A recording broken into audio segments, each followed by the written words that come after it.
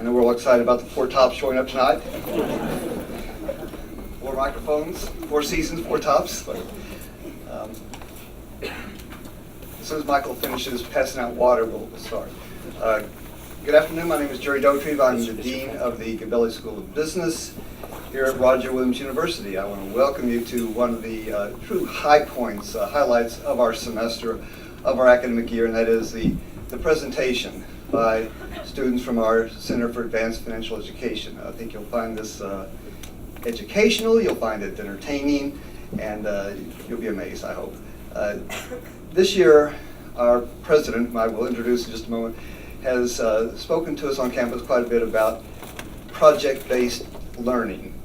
And it's something that we can really get our hands around here in the College of Business and School of Business. And this is one of the examples, one of the best examples I have of to share with you of project-based learning. That is not just do we talk about these activities in our classrooms. Of course, we talk about the management of money. That's what finance is all about. But these students manage money. They do a project that is, like in a number of our classes, very meaningful, very educational, and has a huge impact on their development, as I'm sure you'll find. So we're happy to share with you one of our examples of project-based learning. And this is our president has been pushing that in his 1 year on campus. And so it's my pleasure to introduce Dr. Donald Farish, president of Roger Williams University.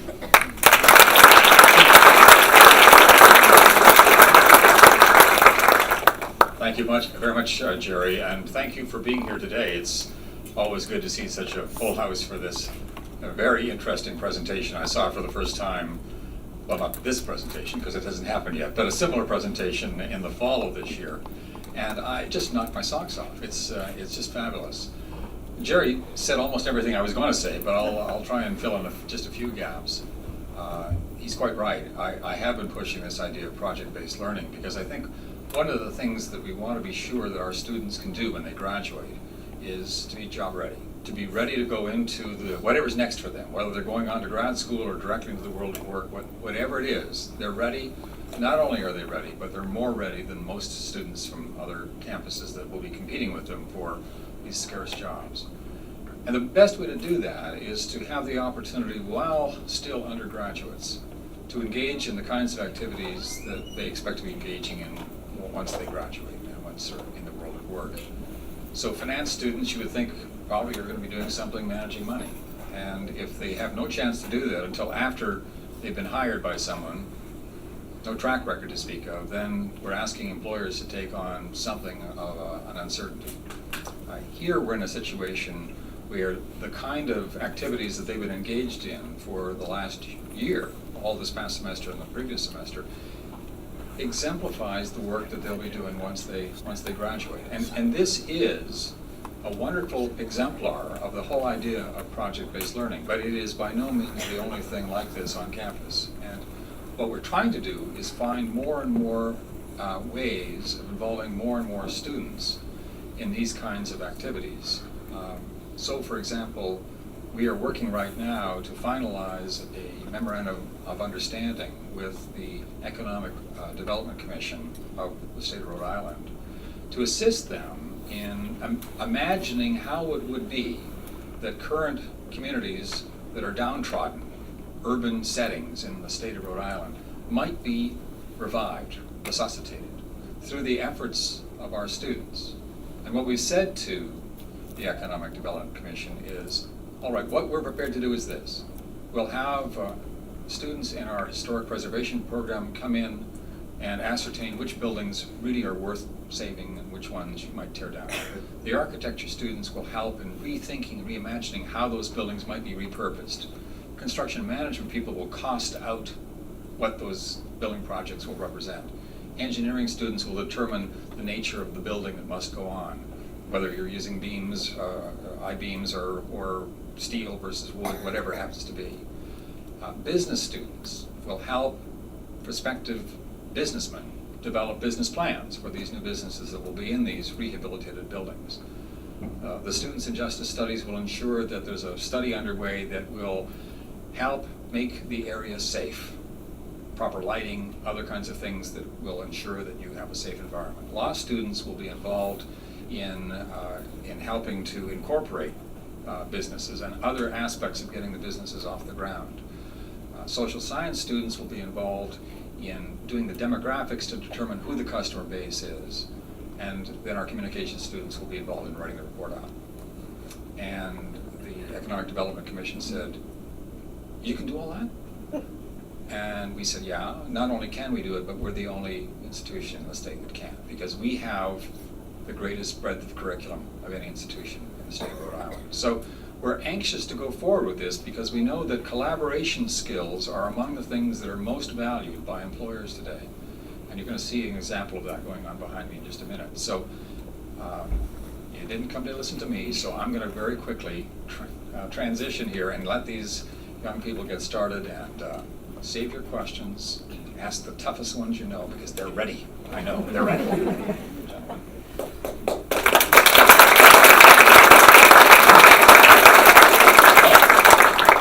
Thank you, President Parrish. Good afternoon, everyone. We'd like to begin by introducing the Spring 2012 Student Fund Managers. To my left, we have Rachel Tepper, Athanasios Metropolis, Mark Teal, Michael Folan, and I'm Ryan Taylor. And to my right, we have Tony DiBartolomeo, Kevin Larson, Peter Jacobson, and I'm Ashley Joseph. I'd also like to introduce our assistant directors, Suzanne Steele and Adam Bancourt. And finally, in the back are Lewan Jeffers, the Associate Director, and Dr. Michael Melton, the Director of the Center for Advanced Financial Education. We're excited to welcome you to the semi-annual Student Investment Management Fund Performance Report. Throughout our presentation today, we will touch upon our role as student fund managers, walk you through our in-depth portfolio construction process using the top-down approach, discuss our performance compared to our benchmarks, and finish with our outlook on equity markets moving forward. Finance 450 Advanced Portfolio Analysis is the pinnacle finance course designed by DOC to prepare a select group of students for their future career paths in the finance industry. The Center for Advanced Financial Education is designed to simulate a trading room at a wealth management firm with state-of-the-art technology. Together, the 9 student fund managers constructed and actively managed a real dollar portfolio. The RW Cafe program is not the only of its kind. However, our method sets us apart from other undergraduate institutions in more ways than one. Unlike other fund management programs, we implement active portfolio management rather than a buy and hold strategy. In addition, we do not have to have our trades approved by an advisory board, which could take up to weeks for a buy and sell decision. This gives us the opportunity to trade in real time. The Advanced Portfolio Analysis course not only gives us the opportunity to get a feel for what it's like to be an equity analyst in industry, but it also provides us with the unique experience of active fund management, including the pressures of having a fiduciary responsibility. Other institutions inherit a previously constructed portfolio. We start solely from cash and follow the top-down approach to build a well-diversified portfolio.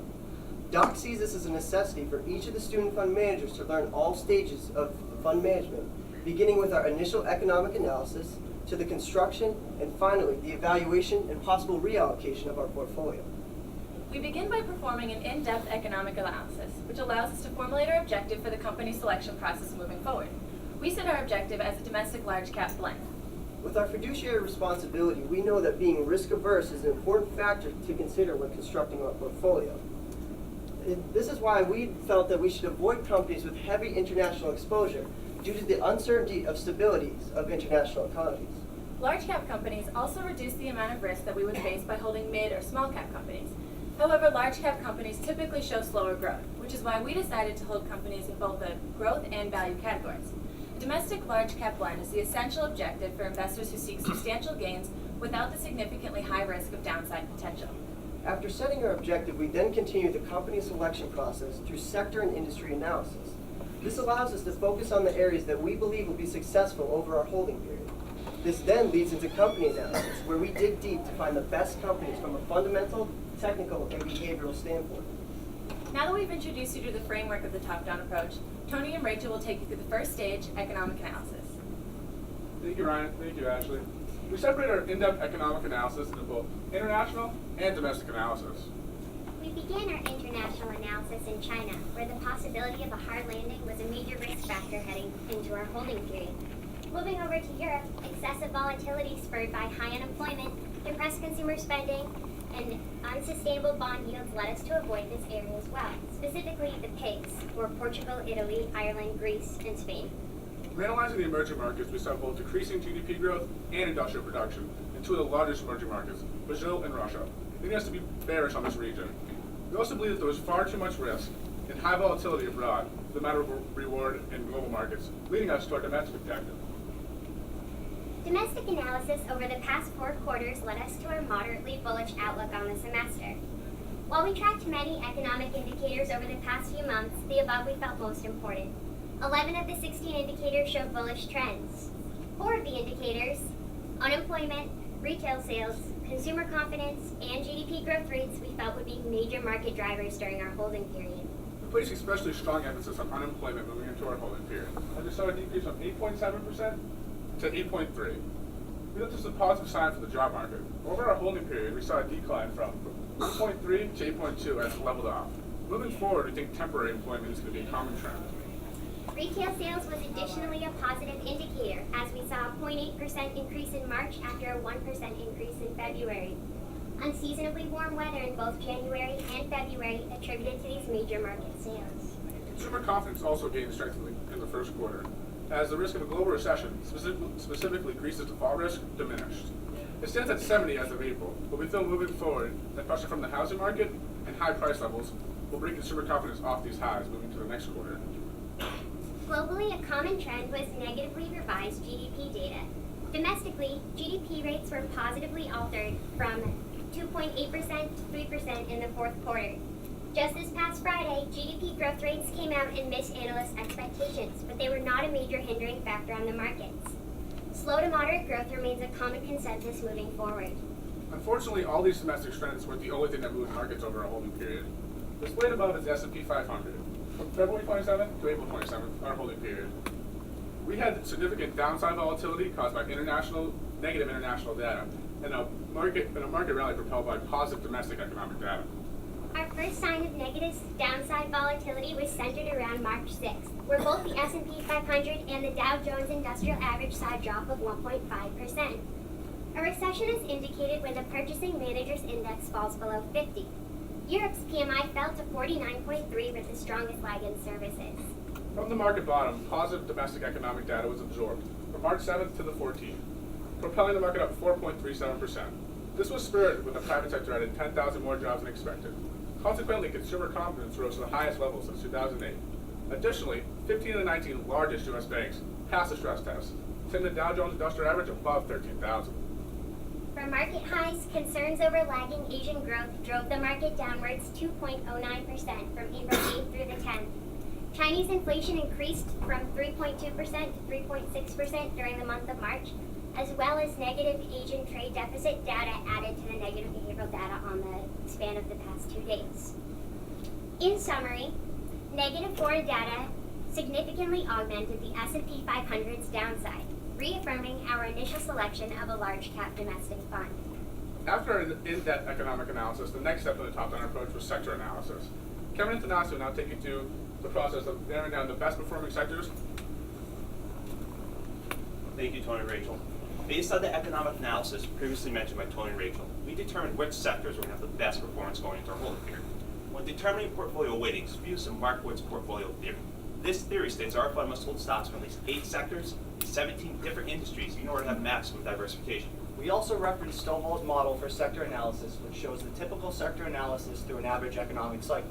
According to Stovall's model, technology, basic materials, and industrials should perform the strongest as we move from a contraction to an expansion. In contrast, during a contraction period, healthcare, consumer goods, and utilities should have the best performance. By referencing Markowitz and Stovall's theories, we were able to effectively analyze the sector trends from the months prior to our holding period and weight our sectors accordingly.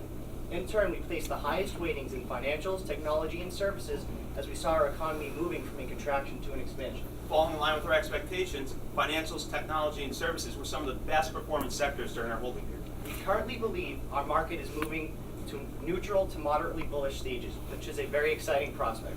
This is evident because of increased consumer sentiment. An indication of this is consumers now have higher discretionary income, which has enabled them to spend more on leisure and retail items. Despite using this sector rotation to help determine our portfolio weightings, we do not believe it always holds true. Even though we were going for a period of contraction to early expansion, we still gave healthcare a neutral weighting. Based on where we were in the sector rotation model, healthcare should have been underweighted. We went against it in this circumstance because of thorough economic and sector analysis that led us to be bullish on this sector. In the end, our analysis proved to be correct, as healthcare was the third best performing sector. However, we placed a strong weighting in the technology sector and it did not perform as robustly as we had hoped. As you can see, we're most bullish on technology and services, as they had the highest weighting in our portfolio. However, we were apprehensive of both the basic materials and industrial sectors as we were fearful of poor durable goods sales and the volatility of natural gas. In turn, we did not place high weightings in these sectors. Despite the fact that we underweighted certain sectors, we still analyzed each industry within each sector, as we saw the possibility for certain industries to be market drivers. Our two largest holdings, service and technology, each had around 19% weighting in our portfolio. Even though we were bullish on both these sectors, we were bearish in some of their industries. We were bullish on the services sector as the home improvement industry surged with 3% gain. We were bullish on home improvement stores such as Home Depot because we read data that over 70% of homeowners plan to make improvements to their home in 2012, and year-over-year earnings estimates were significantly higher. However, we were bearish on electronic stores such as Best Buy and GameStop because of their inability to compete with competitors such as Amazon and Walmart and their difficulty making the transition to online shopping. Surprisingly, the semiconductor industry underperformed our bullish expectations. This was due to unforeseen circumstances such as the flooding in Thailand that ruined many semiconductor production factories and the industry as a whole. This is evident from our former holding, which you will not see today because we stopped out with Western Digital. We were bullish on the personal computer industry heading into our holding period as we predicted strong demand. This was reaffirmed by our holding Apple's strong returns. The personal computer industry ended up being one of our strongest performers throughout our holding period. Overall, sector and industry analysis allowed us to create a diversified portfolio that minimized our risk while maximized our return. We will now turn it over to Mark and Ashley, who will begin the discussion on the company selection process. Thank you, Kevin. Thank you, Thanasi. While carrying out the company selection process, we focused on fundamental analysis first and foremost, followed by both technical and behavioral analysis. Performing these three types of analysis allowed us to determine the intrinsic value of the company. The goal of fundamental analysis is to find the most fundamentally sound companies in comparison to both their direct competitor and industry. Incorporated in this method, we considered a combination of key statistics, fundamental ratios, earnings per share, and financial statements with a particular focus on cash flows. By doing this, we were able to pick the companies with the strongest financial strength, which would potentially signal the company's future growth. As fund managers, we target companies with fundamentals comparable to that of the industry average. It is important to understand that all these measures differ from sector to sector as well as to industry. For instance, a financial firm will typically have a higher beta than that of a healthcare company.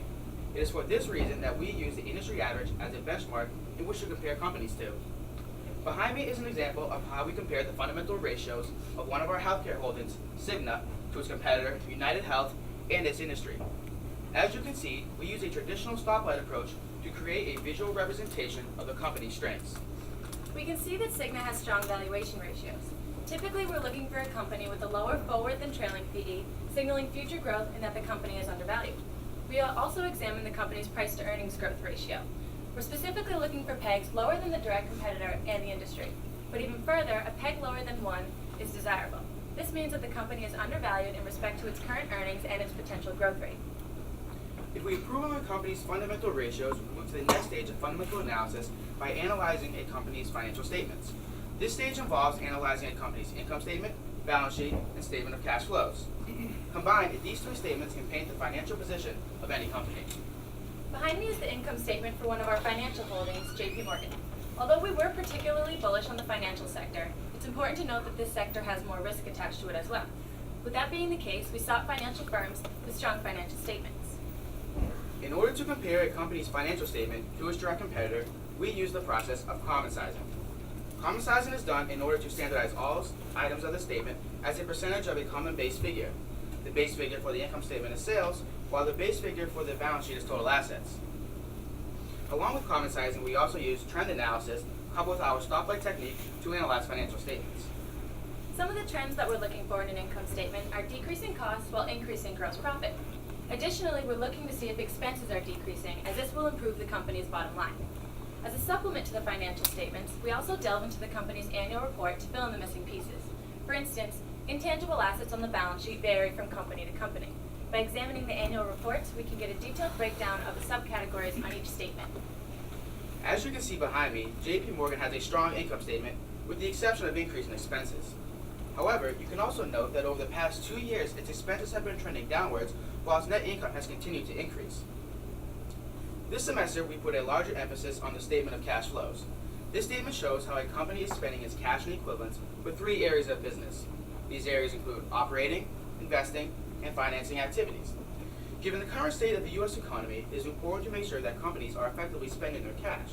That is why, as a team, we follow the motto, cash is king. Behind me is a statement of cash flows for one of our technology holdings, Apple. Now, it's commonly known that Apple has an extremely large amount of cash. What we find so attractive about Apple is the way that it uses its cash.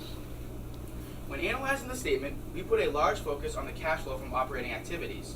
If a company is effectively spending its cash, we should see an increase year over year in this section. And as you can see, since 2007, Apple's cash flow from operating activities has continued to increase, meaning it is effectively managing its cash. We also paid specific attention to financing activities. We wanted to be sure that a company could operate efficiently without taking on substantial amounts of debt. Apple's statement of cash flows shows that it has 0 debt, meaning that the company has the ability to grow organically without the outside funding assistance. Moving forward, we also look at the company's earnings per share to develop a better understanding of where companies' earnings are now and where they're going in the future. Specifically, we're looking for companies with strong EPS growth potential. With this, we can assume that a company will appreciate in price in the future. As you can see behind us, we use 3 main forms to analyze a company's EPS. In this specific example, we are analyzing one of our technology holdings, CA Technologies. The top chart simply shows analyst estimates for the company's earnings for next quarter, this year, and next year. We then calculate the growth between this year and next year to see what the potential growth of the company's earnings per share is. As you can see behind me, CA Technologies has a calculated growth rate of 12.21%. We also took into account historical EPS surprises. If a company historically met or beat earnings, we considered it a safer buy with potential benefit from earnings releases. CA Technologies has consistently surprised earnings over the past 5 quarters at an increasing rate. Upon completion of fundamental analysis, we evaluate whether a company is financially strong enough to hold. If so, we move to the next stage of the top-down approach by analyzing technical indicators. Peter and Ryan will now walk you through this next section, technical analysis. Thank you, Mark. Thank you, Ashley. Technical analysis is built upon fundamentals. After carefully examining if each equity is fundamentally sound, we take into consideration the technicals. Technical analysis is an approach that forecasts the direction of a stock's price based on historical market data derived from price and volume. Looking at each company from a technical standpoint plays an important role in determining when to make a buy or sell decision. For our holdings, we use technical analysis to anticipate momentum, identify cyclical patterns, and determine bullish or bearish trends by examining technical tools and indicators. However, it's important to note that none of our holding selections are based solely on technical analysis. We first make sure our companies are strong fundamentally. Some of the technical indicators that we incorporate into our analysis are Bollinger Bands, the Relative Strength Index, the MACD oscillator, stochastic oscillator, and support and resistance levels. The Relative Strength Index is an indicator that improves market timing. As you can see, the RSI graph ranges from 0 to 100, in which 70 is considered overbought and 30 is considered oversold. Using one of our holdings from the conglomerate sector, we noticed the RSI dip below 30, indicating United Technologies was oversold on April 10th. We decided to buy in at this time and then saw immediate price growth, and our current return at that time was 4.39% on UTX. I'd also like to mention, if we're thinking of selling one of our holdings, this is the indicator that we focus on, as the opposite also holds true if the RSI jumps above 70. The stochastic oscillator is a necessity when it comes to active portfolio management. This indicator focuses on short-term bullish and bearish trends. There's a short-term line and a long-term line, and similar to the RSI, this gives us an indicator when to buy or sell. A stochastic is overbought at 80 and oversold at 20. Behind me is the stochastic graph of one of our SIMP holdings, Oracle. We no longer hold Oracle as we decided to sell at $28.83 after they lowered guidance. However, we did take gains of 18 cents a share on this holding.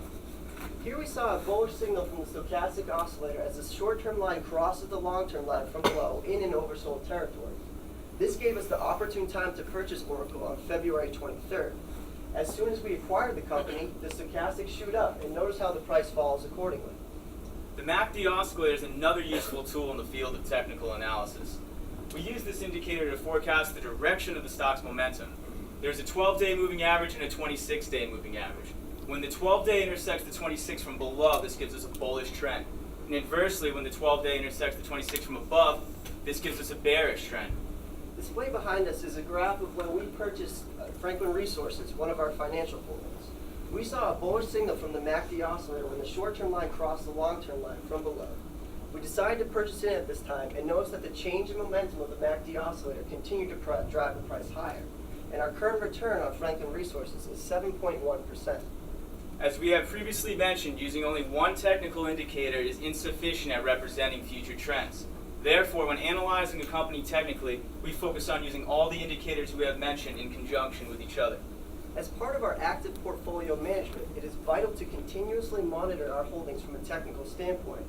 We do this to make sure none of our holdings will take any major losses and adjust our positions accordingly.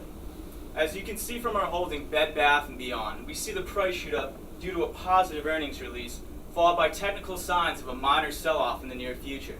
Here we see the price shoot way above the upper Bollinger Band and its moving average. Simultaneously, the MACD changes momentum, the RSI indicates a high overbought level, along with a bearish cross from the stochastic oscillator. We then came to a uniform decision to sell Bed Bath & Beyond on April 5th, taking gains of 15.56%. Now we know Doc is proud of this investment. Dean Dotry, what do you think? It's not too bad for a group of undergraduate students. We also use other technical indicators such as price channels, price ceilings, and price floors. Price channels are used to determine if the stock is trading in a horizontal, upward, or downward trending channel. A price ceiling is an upper limit in which the price shows strong resistance to. The price floor is the inverse of the price ceiling, giving support to the price of the stock. Looking at one of our services holdings, Home Depot, there's an evident upward trending channel that signifies future price growth. For all you investors out there, we recommend keeping an eye on Home Depot as we believe this price growth will continue in the future. We purchased Home Depot on February 23rd and we're currently up over 10% on this holding. Now, moving on, one of our utility companies, Aqua America, is a great example of a price ceiling displayed at $22.60 a share. Notice that the price touches this ceiling twice over a span of the year and bounces off. I hate to say it, but we purchased Aqua America on February 23rd for $22.55 a share, just 5 cents off of its price ceiling. This is a great example of a lesson that we learned over the course of the semester, that price ceilings really do exist. However, we did just break even on this investment, and moving forward, analysts have price targets at $25 a share, which is roughly 10% from where the price sits now. So that wraps up technical analysis. We'd now like to have Kevin Thanasi come back up to discuss our final stage of the company selection process, behavioral analysis. Thank you, Peter and Ryan. When conducting behavioral analysis for companies, we look for positive company and industry-specific news that we feel will drive strong future growth. However, if a company has poor behavioral news, we avoid it for its downside risk. Behavioral news ranges from market-specific or systematic risk to sector and industry-specific, also known as unsystematic risk. A company that displayed positive behavioral news was Home Depot. When researching stocks for our fund, we came across positive news stating that January housing start numbers were up 1.5% from the month prior. We believe that this would benefit Home Depot as its business model centers around home improvement. In turn, we saw the mild winter as another reason to be bullish on Home Depot. We saw homeowners make improvements to their home earlier in the year, having a positive effect on Q1 earnings. This proved to be good judgment as Home Depot beat its earnings call. Another company that displayed positive behavioral news causing us to take a bullish stance was Cigna. We were bullish on the healthcare sector prior to and throughout our holding period. Thus, when the Supreme Court ruled in favor of the Affordable Care Act on March 29th, we saw Cigna's stock jump over 5% and volume nearly double in one day. In turn, we were able to make a sizable profit. However, Cigna is also a prime example of how poor behavioral news could hurt us. This was evident when on April 26th, Cigna's main competitor, Aetna, missed its earnings by 13%. As a result, we saw Cigna's share price drop by 3.5% on the day. Now, it is important to remember that we could not select the stock based solely on fundamental, technical, or behavioral aspects.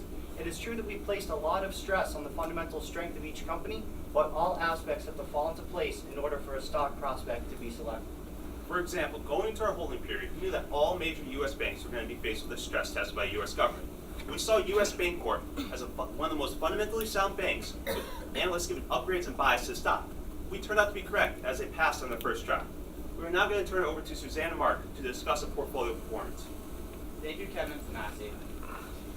After discussing the company selection process, I am proud to show you our final portfolio holdings. As you can see behind me, we have sorted our holdings by sector. In the technology sector, we currently hold EMC, CA Technologies, Symantec, and Apple. Well, in the services sector, we hold Dollar General, Home Depot, DirecTV, and UPS.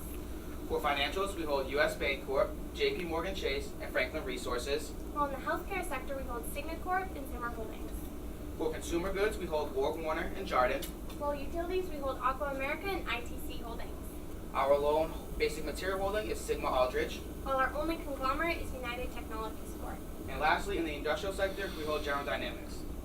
Now, due to active portfolio management, these are not the only 20 companies we have held throughout our holding period. For instance, at one point in time, we held both Skyworks and Cooper companies. However, we chose to sweep off these two companies and replace them with EMC and Zimmer Holdings, respectively. But to highlight a few of our current top holdings, Apple, Home Depot, US Bancorp, and Darden Corp all returned over 10%.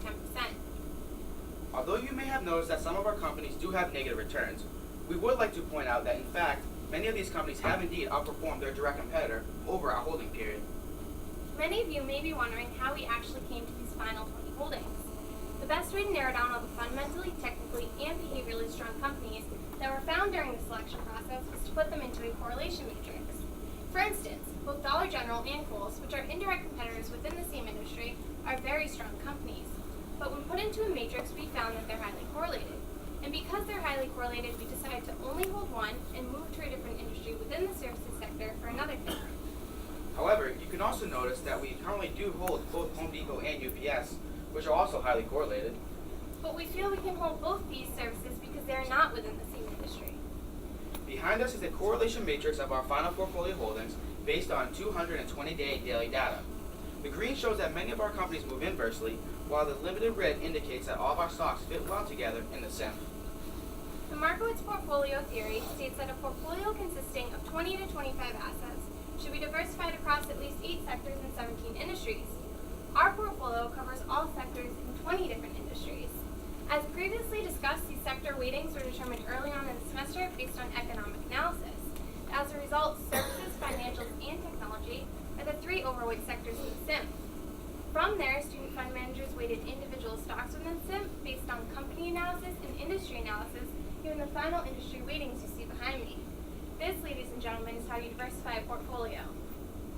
Based on these weightings, here are some of the SIM's key statistics. The SIM is made up of a small cash position along with a combination of both value and growth companies. More specifically, 70% of our holdings are in our large cap companies. This allows the SIM to minimize its risk while still leaving room for substantial growth.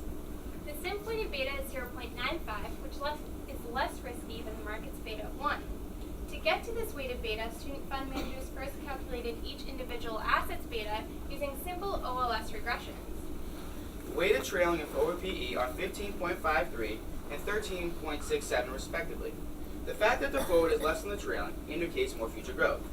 The weighted PEG is 1.18, while the weighted dividend yield is fairly high for a blend fund at 1.37%. Having this substantial dividend yield has allowed the SIM to weather tough times while still maintaining a growth factor. But by now, all of you must be wondering how we actually performed. As of April 27th, the SIM had an overall return of 1.04% since its initial inception on February 27th. During the same time period, our benchmark, the S&P 500, did return 2.62%. It is also important to take into consideration risk-adjusted performance. The SIM's beta of 0.95 shows that it takes on slightly less risk than the market. Thus, raw returns do not show the SIM's true performance compared to its benchmark and other funds. That is why, like industry, we measure our performance using 3 main risk-adjusted measurements. The Sharpe ratio is a measure commonly used in industry that student fund managers use as well. This measure simply shows the excess return earned for every 1 unit of total risk. Similarly, the Trainer ratio shows the excess return earned for every 1 unit of market risk. As you can see, both the SIM, Sharpe, and Trainer are slightly below those of the S&P, indicating that the market did outperform on a risk-adjusted basis. Jensen's alpha is the most commonly used measurement for risk-adjusted performance in industry. Alpha simply measures the excess return of the SIM relative to the return of the fund's benchmark while taking into consideration the amount of market risk taken on. The SIM's alpha of negative 1.44% shows that we did underperform the S&P 500 over our holding period. But we would also like to show that other funds perform similarly. We calculated the alphas of other large cap blend funds over our holding period and found that the SIMs outperform many on a risk-adjusted basis. Specifically, a stock always enjoys bragging about, we are slightly outperforming Yamco's Gabelli Asset Aid Fund. Now, although we did underperform the S&P 500 over our holding period, we do believe that the SIP is positioned to perform well as the year progresses on. Now, 20 with Rachel will provide you some insight into the future, giving everyone some economic forecasting. Thank you, Mark and Suzanne. When forecasting how the markets will perform in the future, we cannot say for certain what will happen. But what we can give you is specific scenarios of a bullish, bearish, and neutral market moving forward. We found several triggers indicating a bullish outlook moving forward. On the domestic front, we see a rally in industrial production, calling both the industrial and basic material sector upward, so indicating expansion based on the typical economic cycle, and a true bull market. We also feel that Q3 remains off the table. This will be a positive sign for the health of the domestic economy. Internationally, we think Europe needs to meet weak growth expectations and implement further austerity measures. We also feel that foreign countries regain strength. This will be a positive sign for global trade, and specifically, China's growth remains sustainable. Examples of specific situations where we would see a contraction in domestic markets or a bullish trend, a bearish trend, would be if we saw GDP decline, consumer confidence decrease, or inflation increase quarter over quarter. However, in the short run, we are most worried about the euro debt crisis worsening, most specifically if the pigs fall into further debt or deficit. A lack of cooperation among EU government leaders has the potential to renew investors' fears of a global recession. We continue to feel that investors must readjust their expectations of Chinese GDP growth rates of 10 to 12%, as GDP growth rates that continue to fall below 8% will drive the markets downwards. Based on all of our evaluations, we have a neutral to moderately bullish outlook moving forward. This is after an in-depth economic analysis indicated that there was positive increases in GDP growth and reductions in unemployment, leading us to believe that Q3 will remain off the table at least the third quarter. Internationally, we cannot foresee any further concerns. However, the IMF must maintain their emergency reserves in case of the euro debt crisis worsening or if we foresee a worldwide recession. We are kept from a bullish outlook as we believe domestically the housing market has yet to bottom, and a specific weakness in manufacturing. With potential of downside risk, we feel we are well positioned moving forward as a domestic fund. Apart from being based in the U.S., we continue to look at companies whose revenues are not driven solely off of foreign markets. We always look at fundamentals first, and we continue to feel that companies with high cash and high profitability ratios will outperform in the long run. Finally, we love companies that not only offer a dividend yield, but continuously increase their dividend payout and buy back shares. Mike will now take you through last semester's stock market performance moving forward. Thank you. If those of you that were here last year remember, the student fund managers presented you with their 3 favorite picks moving forward. Now, had you invested on December 10th, the day after their presentation, you would have seen a 31% return on Starbucks, a 25.5% return on Evergreen, and another 6.95% return on John Deere. So we have once again chosen our 3 favorite picks from the current portfolio that we feel will outperform throughout 2012. Now, our favorite company is, of course, Apple. As we stated earlier, we heavily stress the amount of cash that a company has, and Apple currently has more cash on hand than the United States government does. That being said, they announced earlier this year that they're going to use some of this cash to start paying a quarterly dividend of $2.65 a share, which starts in September. And they will still have plenty of cash left over to fund their continued innovation. Also, Apple's recent expansion to China has given them the potential to acquire over 1.3 billion new customers. Our second pick is Jarden Corporation, which is a lesser-known parent company of several much more well-known brands, like those shown on screen. Their wide product diversification allows this consumer goods company to remain profitable all year long. Some of the companies that they own, such as bicycle playing cards, have an inelastic demand, meaning that their sales will be predictable year after year. But our favorite reason for liking Jarden is due to their most recent earnings release, in which EPS beat analyst expectations by over 20%. And even more impressively, their net income almost doubled from the first quarter of 2011. Lastly, we're recommending JP Morgan going forward due to the results of the stress test. JP has proven its financial strength, making this bank one of the safest in the world. This massive financial institution is particularly undervalued right now, with a current price-to-earnings ratio of merely 8.51. Now, I would like to go into further detail regarding these companies, but I would like to invite Ashley and Ryan back out to discuss something much more exciting that the cafe was presented with this semester. This semester inaugurates the Gabelli Value Fund. Thanks to the generous donation of Mario J. Gabelli, we are the first group to manage 2 funds with differing objectives and analysis techniques. The slide behind us lists several of the key differences between the SIMP and the Gabelli Value Fund. As we previously mentioned, the SIMP is an actively managed portfolio incorporating a top-down approach over a very short time horizon.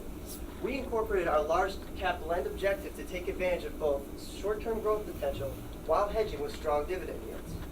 In contrast, the Gabelli Value Fund is strictly a buy and hold strategy, still incorporating the top-down approach, but over a much longer time horizon. The objective for this fund will always be domestic large cap value. As you've learned today, the SIMP is centered around Markowitz portfolio theory, focusing on 3 different analysis techniques to build a well-diversified portfolio. A major purpose of the Gabelli Value Fund is to incorporate Graham-Dodd investment principles while utilizing value investing techniques set forth by Mario J. Gabelli, Warren Buffett, and of course Doc.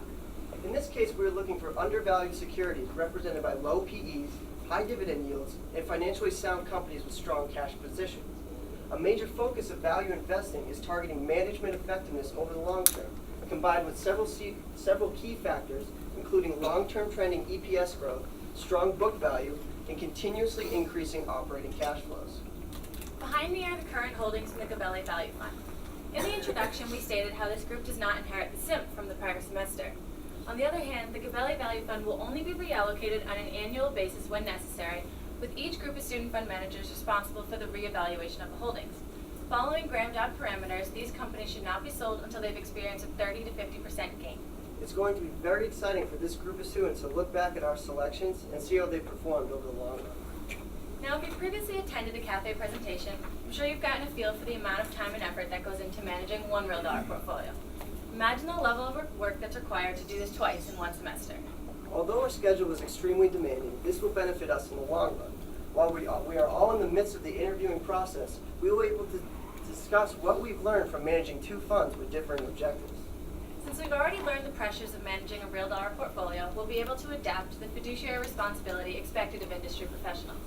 Now, this concludes our semi-annual performance board presentation. We'd now like to open the floor to you all if there's any questions regarding the Student Investment Management Fund. And for the sake of time, if anyone has any questions regarding the new value fund, we'd be happy to take your questions at the reception. Thank you.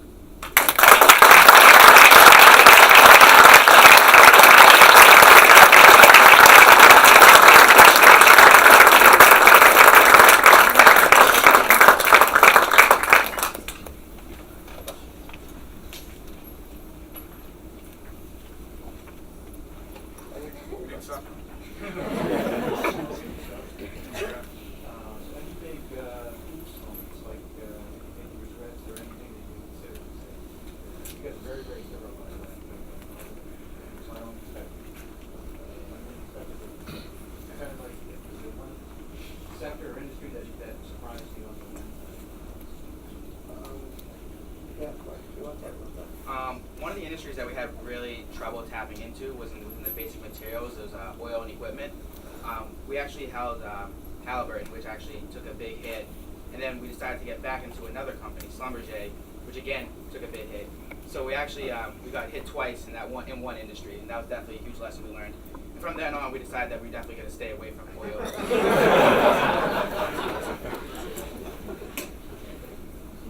Yes? How much time did you have to spend to pick for the value fund? And do you buy them all at once or gradually over time? I mean, as we've mentioned, we dig deep into all of our analysis for our companies. We talked about how we constructed the Student Investment Management Fund, which it's a week-long process where we're spending every day, we're spending over 100 hours a week researching companies, digging deep through our analysis. So basically what was interesting is, again, halfway through the semester, we had to do this again for the value fund. And of course, we're thinking about companies that we want to perform over the long run. So we have to dig even deeper, going back, looking at 10 years of data to see how they perform. So it was really interesting, and it was a good lesson for time management on our part, because think about putting the time and effort into constructing both of these portfolios, and on top of that, we're all trying to get good grades in all of our classes. So there was a lot of time and effort put into the value fund, and we actually did purchase all of our companies on the same day. We had a set target of a couple of days where we'd want to buy in, of course, using technical analysis like myself and Peter discussed to get the best market timing for those selections. Thank you. Any other questions? Mr. Christensen. It's always disappointing to fund a conventional I share that pain. As you go back, two questions actually. What percentage were you running cash at all times? And going back to some of the strategies you mentioned, oil and gas and a few others, how would you reapproach what you did? And I know it's sort of lessons learned, because you can't say, well, I would have overweighted in some of the most successful ones. But how would you reapproach and give advice to the next class to prepare for the next time? Well, we only held basically 6% in cash.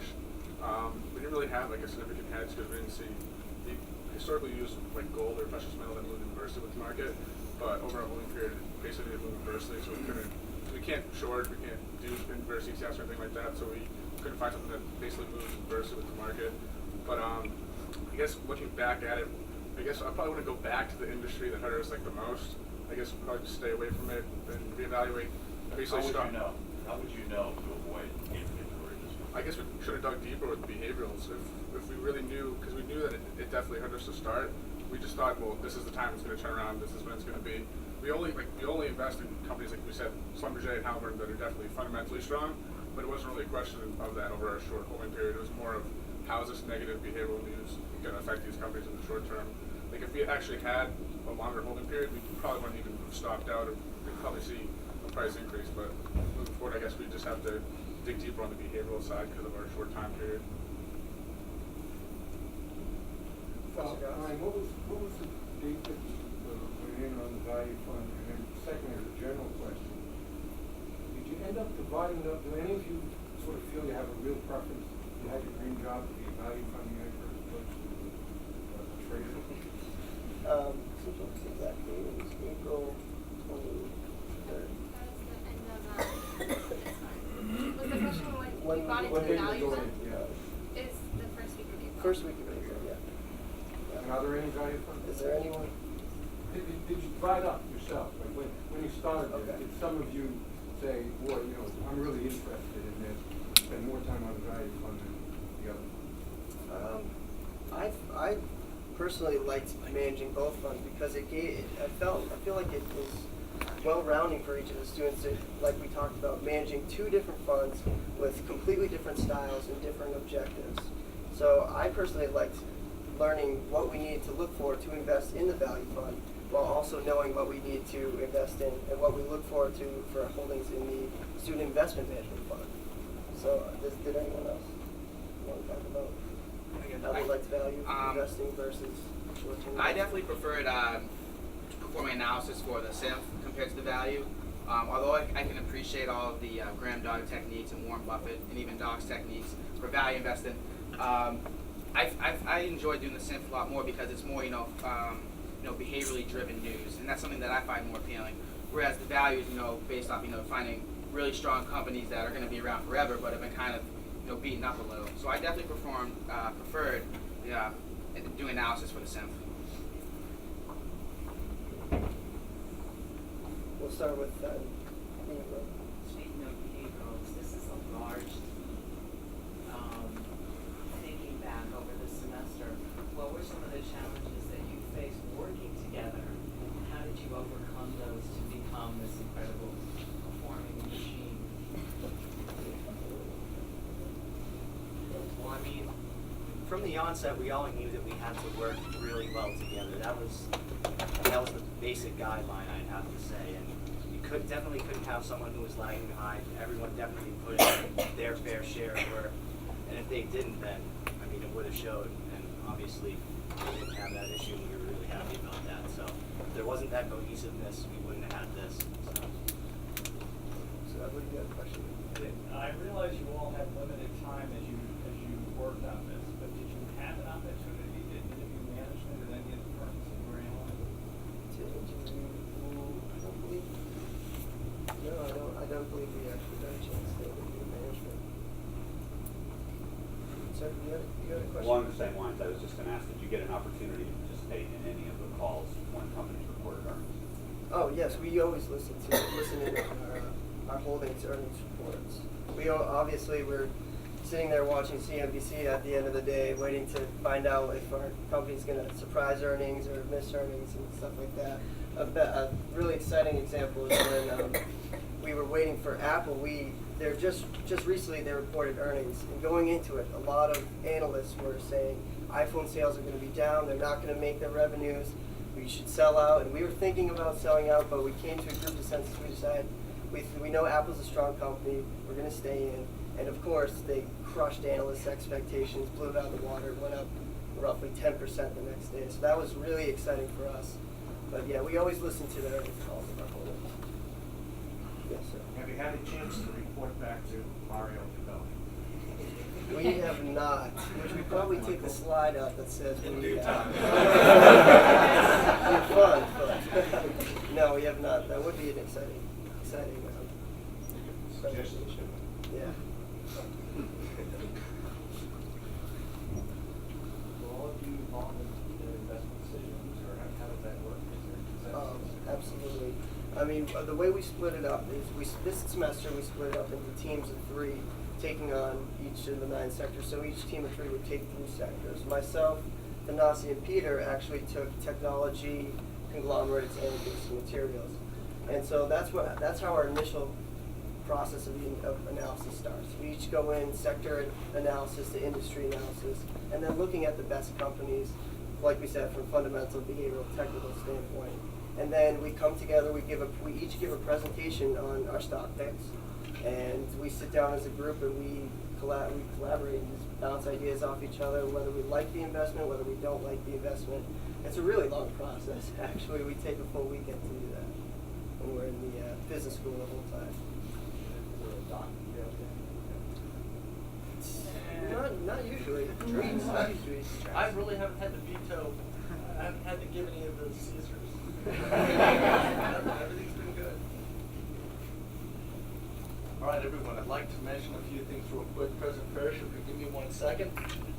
We talk about how the student fund managers have worked so hard this semester. Well, it'd be important for also us to mention to you that the student fund managers had an opportunity to be able to travel abroad this semester as well. And that's all part of the educational experience for the cafe and the student fund managers. We recognize that for all of these student fund managers to understand global markets, it's key for them to actually go there. Ask questions to financial institutions, to educational institutions or academic institutions, and figure out what it is that what we can bring back to make us better, analysts in the future. Now, some of you may have heard that in the past we have taken students to London, we have taken students to China, we have taken students to Frankfurt. But this year, thanks to Mr. Hans Christensen and MJX Asset Management, we had an opportunity that I just can't even express to you the benefits that came from both an educational and cultural perspective. Our students this year went to Dubai. And it's great because when the dean heard about this, the dean was just like, this is the place that we have to go.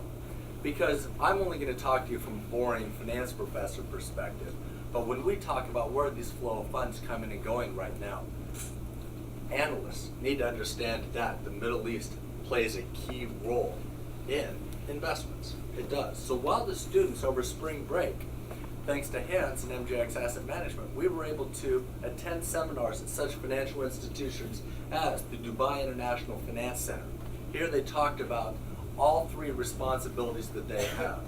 We were able to go to the Dubai Mercantile Exchange to be able to learn what commodities are traded, in a sense, all the different types of oil that are traded throughout the Middle East. And lastly, we were able to go to AC&H, which I'd like you to be able to show that so I do not have to pronounce their name. There we go. Angela Collins and that, AC&H. Here it was wonderful because we attended 2 seminars. The students first were able to learn the flow of private equity through Dubai, using Dubai as a hub, and we wonder, where is this private equity going? Surprisingly, Africa is currently now a place where a lot of private equity and opportunities are for these funds. But the other seminar, which was really educational for them as well, was learning about Sharia finance, Islamic finance. based on Islamic principles, how is it that these products are being sold in the market today? And it was really exciting for that. Now, of course, Michael, if you go a little bit further, please understand too, it wasn't just educational, there was cultural things that we did as well. And these students could probably talk to you better about it than I can. We took a private tour of the Burj Khalifa. And you want to talk about exciting to know that. Private tour, 124th floor, you are 2 Empire State Buildings in the air. Okay? We joked because some of us were so scared about hopping on the elevator. We really were. We were shaking that morning. And the thing that was great is, so we hop on the elevator, next thing you know, we're to floor 25 before we even knew that it was going. That was the thing that was amazing. But as you can see from these pictures, there's a little, excuse me, this building right here, the one that looks like a bottle opener, was our hotel. It had 69 stories. That building looks like just a little home, 2-story home in comparison to how high up we were. So it just goes to show it was something else. It really was. It was really exciting. But I think that the students found at the last step, the last experience, their Desert Safari excursion. Mark Teal with the Falcon, as you can see. We went dune bashing, which I have to say, I'm just a little too old, Mr. President, to be going on, excursions like that. You can see the ladies got their henna tattoos, and that's my wife, Catherine, and I on a camel, which I probably won't be doing again. This is us doing our cafe. We're very proud of that, and that was the Desert Safari. So, Dean, I'll leave the floor to you.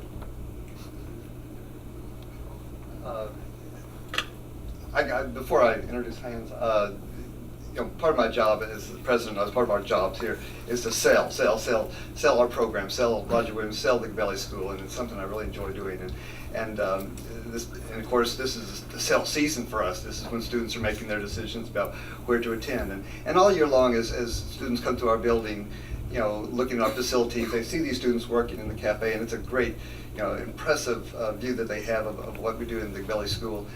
And just in the past couple of weeks, as students are getting down to their final 2 or 3 choices, I've had several visits by students and their parents in my office about, well, we're looking at Bryant and Quinnipiac and Bentley and Roger Williams. We can't, what can you do to convince us that this is the right place? So I do a wonderful sales pitch telling them all the great programs and the project-based learning. And when they got back from Dubai, Michael and the students presented me with a nice photograph of the students at the American University of Dubai.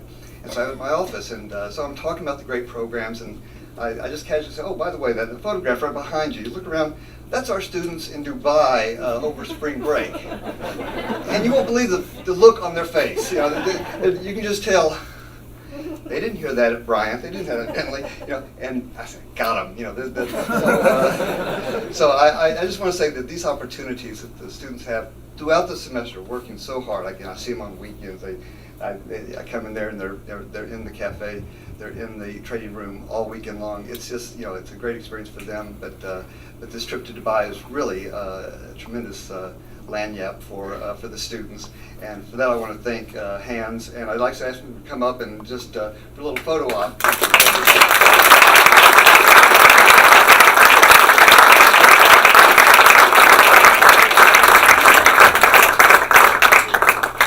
Everybody gather up. Please. Well, let's see.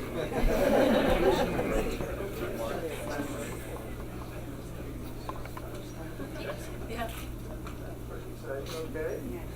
Wonderful. Got the whole big thing. I'm enjoying that. Thank you very much.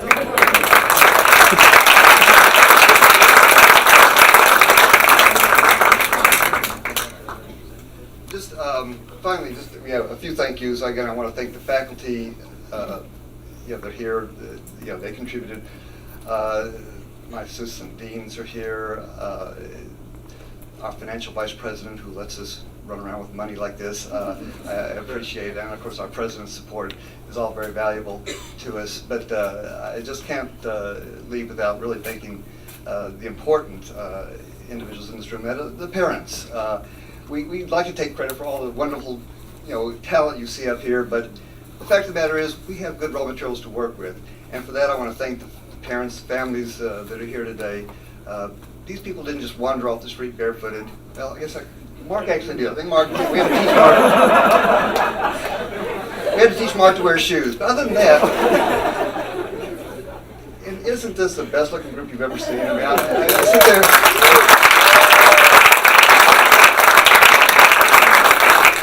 And after that, I will thank Michael Milton for teaching them how to dress. Now, I'm sure the parents had something to do with that as well.